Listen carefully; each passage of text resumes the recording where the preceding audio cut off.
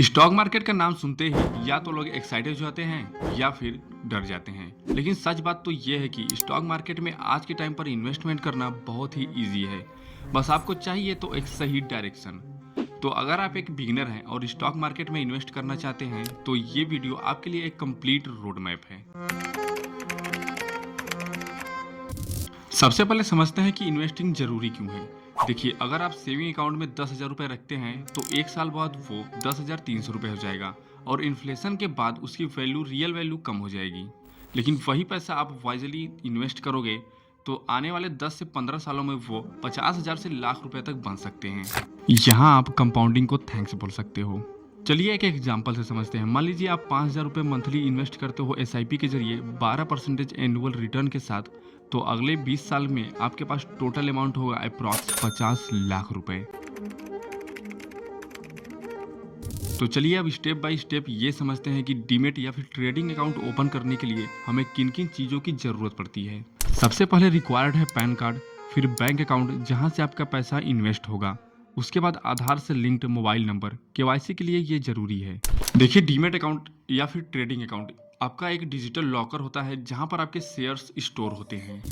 आप Zerodha, angel one, up stock, grow किसी भी ट्रस्टेड ब्रोकर के साथ सिर्फ 10 मिनट के अंदर अंदर अपना डीमेट अकाउंट ओपन कर सकते हो।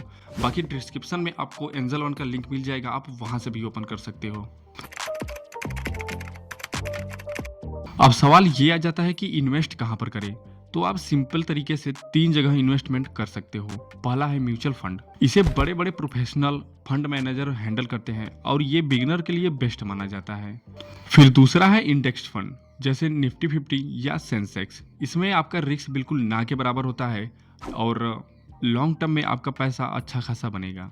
और तीसरा है डायरेक्ट स्टॉक्स। ये थोड़ा रिस्की होता है, लेकिन अगर आप एक सही रिसर्च कर सकते हो तो ये एक बहुत ही अच्छा पोटेंशियल है आपको पैसे बनाने के लिए। एक बिगिनर का स्टॉक मार्केट में सबसे बड़ी गलती ये होती है कि बिना सोचे समझे इन्वेस्ट करना। इसमें आप 3 तरीकों से फंस जाते हैं। पहला है फोमो ट्रेडिंग। किसी ने बोल दिया भाई ये स्टॉक ले लो, रॉकेट बन जाएगा।